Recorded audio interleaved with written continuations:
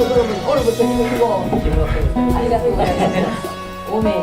아 그래요. 그럼 여기다가 와 이거네 말도가 왔다. 20kg. 주여 진짜 말리. 어머머 말리라. 말리도 많이 하는 데 있어. 다른 데도 많이 있어.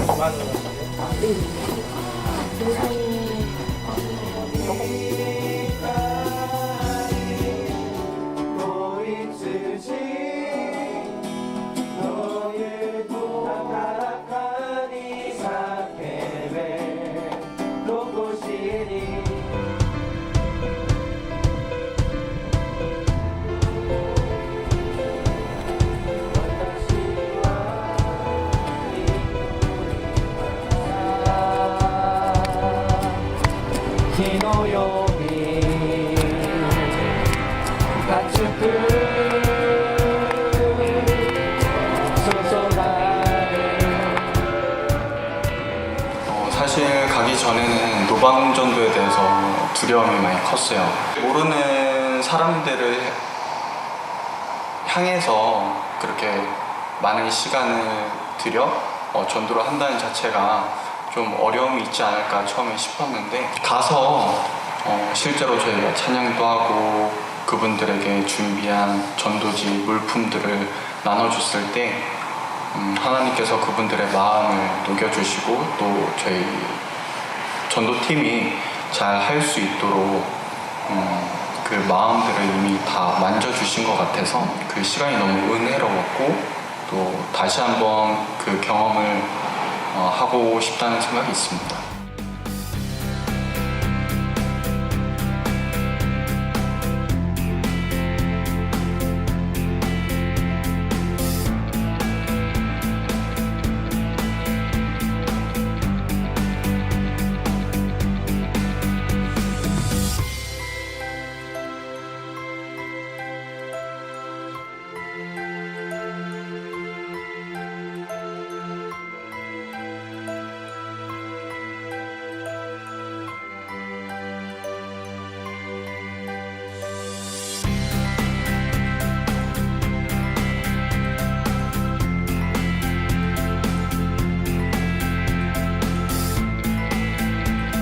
언어 문제도 그렇고 일본어뿐만 아니라 이제 외국어 자체를 전혀 할 줄 모르는 사람이 막상 간다고 하니 내가 왜 그랬을까라는 두려움이 생기고, 또 이제 그 예전에 다니던 교회에서 에드너 청년교회로 이제 옮긴 지 얼마 되지 않아 친한 청년도 별로 없고 아는 사람도 그렇게 많이 없었는데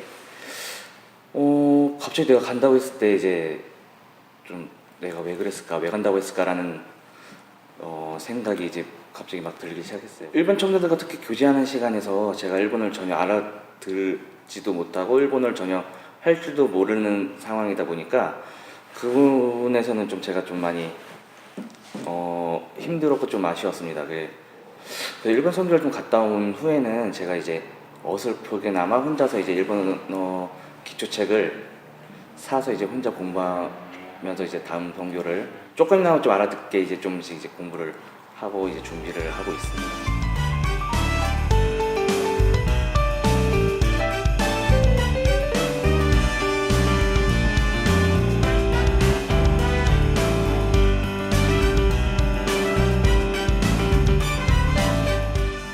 본当によくいろんなのをしてくださってありがとうございました。自己紹介で自己紹介するときは自分の名前と、これはとても日本韓国語でしゃべるタイムです。それはウスソリーそう今韓国で生でおしゃべりタイムだぎとか言うんじゃないですか。 청년들이 일본 단기 선교팀을 꾸려서 나름대로 열심히 준비를 하고 있었습니다. 근데 그렇게 열심히 하고 있는 모습을 보면서도 저는 이번 단기 선교에 이렇게 확실한 마음이 있지 않았어요. 근데 단기 선교팀에서 답사를 간다는 얘기를 듣고 새벽에 이제 답사팀을 위해서 기도를 하는데, 그때 갑자기 하나님께서 가야 되지 않겠나. 제가 일본 땅을 막 사랑을 하거나 막 그들의 영혼이 불쌍하게 느껴지거나 그런 적은 없었어요. 왜냐하면 역사적인 부분도 그렇고 민족적인 부분도 그렇고 원수 같지 않은 원수로 일본 땅은 늘 있었기 때문에 내가 거기 가서 무슨 선교를 할 수 있을까 이런 마음이 있었습니다. 하나님께서 가라고 말씀하셨기 때문에 가긴 가야 되는데 어찌해야 될까. 그래서 이제 제 스스로 하나님 앞에 계속 이제 묻고 질문하고 막 그랬었는데 답은 얻지 못했어요. 그 상태에서 이제 선교는 출발되게 됐어요. 근데 이제 셋째 날 한국어 교실을 선교사님이 열고 계셨었는데 요엘서 2장 28절 말씀을 가지고 선교사님이 이제 고급반에서 수업을 진행하셨어요. 근데 자녀들은 장래일을 말하고 늙은이들은 꿈을 꾸고 청년들은 이상을 볼 것인데 여러분들은 이 늙은이 세대에 들어가지 않겠나. 그럼 여러분들은 어떤 꿈을 꾸고 사시냐 이런 질문을 던졌었는데 4명의 그 학생들이 모두 건강히 죽지 않고 오래 살기를 꿈꾼다고 얘기를 하더라고요. 아 정말 소망이 없는 세대를 살고 있구나. 한국어를 배울 정도면은 가정적으로 이렇게 어려운 재정 형편은 아닐 텐데 저들의 꿈이 겨우 건강히 오래 사는 것, 죽지 않는 것. 그때서부터 제 마음이 조금 요동치는 것을 느꼈어요. 아 이들에게 복음을 전해 줘야 되겠구나.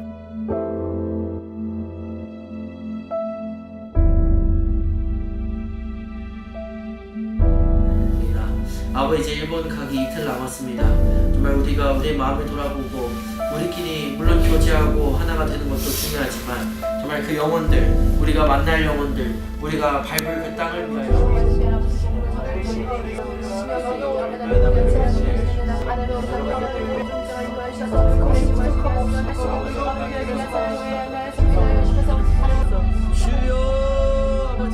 주님이 통할 자를 예수 그리스도의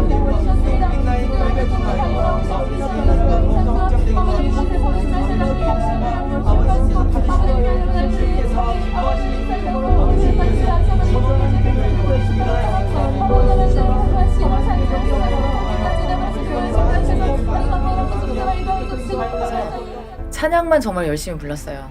근데 찬양을 열심히 부르고 있었는데 그때 유치원생 정도 되는 작은 여자아이가 저희 팀을 정말 너무 예쁜 눈으로 바라보는 거예요. 근데 그 여자아이의 눈빛에서 하나님 마음을 그때 봤어요. 네가 요나야. 내가 일본 땅에 있는 사람들을 얼마나 사랑하는데 네가 뭐라고 내 사랑하는 백성들을 사랑하지 못하고 오히려 미워하는 마음을 가지고 있었느냐. 우리가 어느 곳으로 선교를 보내시던지 간에 그 영혼을 사랑해서 가야 되는 것, 그 영혼을 정말 품을 수 있는 마음으로 가야 되는 것, 이것을 깨닫고 돌아오는 시간이 되었습니다. 제가 이제 좀 생긴 거와 다르게 좀 낯가림도 너무 심하고 사람들한테 말도 잘 못 거는 성격이라서 혼자서 그냥 그러게 좀 많이 힘들어했던 것 같아요. 청년분들은 저한테 이제 많이 다가와주려고는 하는데 일본 선교를 갔다 오고 난 후에는 많이 얼굴이 좀 많이 밝아졌다는 얘기도 많이 듣고 특히 같이 갔던 일본 청년 팀원들하고 같이 깊은 교제를 하면서 같이 갔던 청년들 이외에도 또 다른 청년들과도 또 다가가는 게 더 많이 쉬워졌고 이제 예배 드리는 것도 많이 재밌어지고 말씀 듣는 것, 찬양 듣는 것 모든 것이 다 이제 재밌어지고 하나님과 좀 더 가까워지는 계기가 되었고 하나님과 더 소통하는 제가 될 수 있었던 계기가 되었던 것 같아요. 그래서 이제 앞으로 제가 이제 어느 자리에 있던 하나님을 전할 수 있는 제가 되었으면 합니다.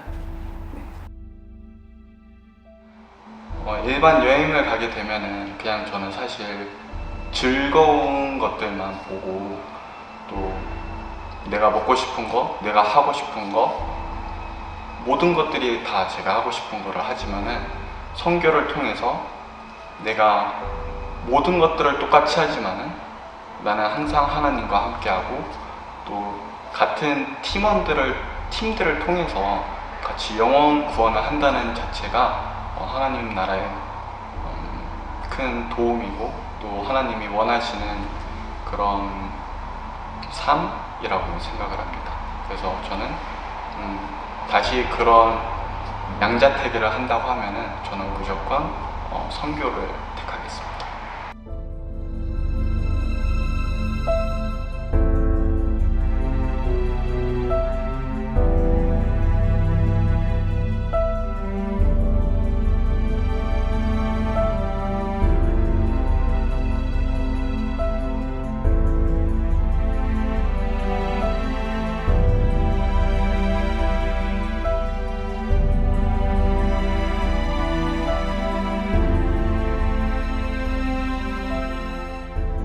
요나가 하나님께서 야 그 니느웨의 복음을 전해줘라 할 때에 우리가 똑같은 심정인 거야. 거긴 복음 전하 쉽지 않습니다. 거기는 그 사람들은 오히려 멸망받아야 하는 뜻 아닙니까? 막 이렇게 말이 나올 정도로 관계가 안 좋았던 이제 그들에게 복음을 하나님 전하게 하셔서 결국은 그 니느웨의 성이 회복되는 역사가 있었습니다.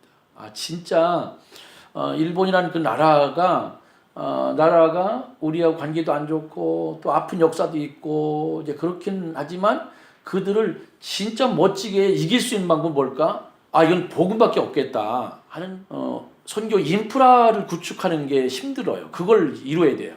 그래서 인프라 구축을 하기 위해서 선교사가 거기에 뛰어들어가 가지고 한 사람 한 사람을 컨택하면서 영혼 구원을 하면서 그들이 그 지역에서 선교적인 발판이 돼야 되는 막 이런 어려운 작업을 하는 게 선교거든요. 근데 일본은 그게 이미 이루어져 있어요. 그 이제 교회들이 다 있고, 근데 무목교회, 교회는 있고 성도는 있는데 목회자가 없다는 거예요. 이것은 선교적인 관점 바라볼 때 이건 엄청난 인프라가 형성된 거거든요. 그러니까 이미 50%는 선교적인 배경이 다 이루어졌다. 이런 정도가 되는데도 불구하고 어쩌면 우리 개인 감정이나 또 민족적인 감정이나 또 이런 사사로운 것 때문에 진짜 하나님의 뜻을 우리가 저버리고 있는 건 아닐까 하는 그런 생각이 들었습니다. 그래서 우리가 이와 같은 보게 하신 것은 우리에게 진짜 안타깝고 불쌍한, 경제적으로는 잘 살지만 너무 영적으로 불쌍하고 안타까운 그 영혼들을 하나님이 포기하지 아니하셨다 이렇게 봅니다. 그래서 저는 이번 그 요코하마 일본 선교팀의 복을 받으면서 확신 갖기는 우리 교회 이제 세계 7대 거점을 선포하면서 살고 있는 중에 몽골과 태국에 이어서 일본을 이제 3대 거점으로 선포합니다. 파이팅!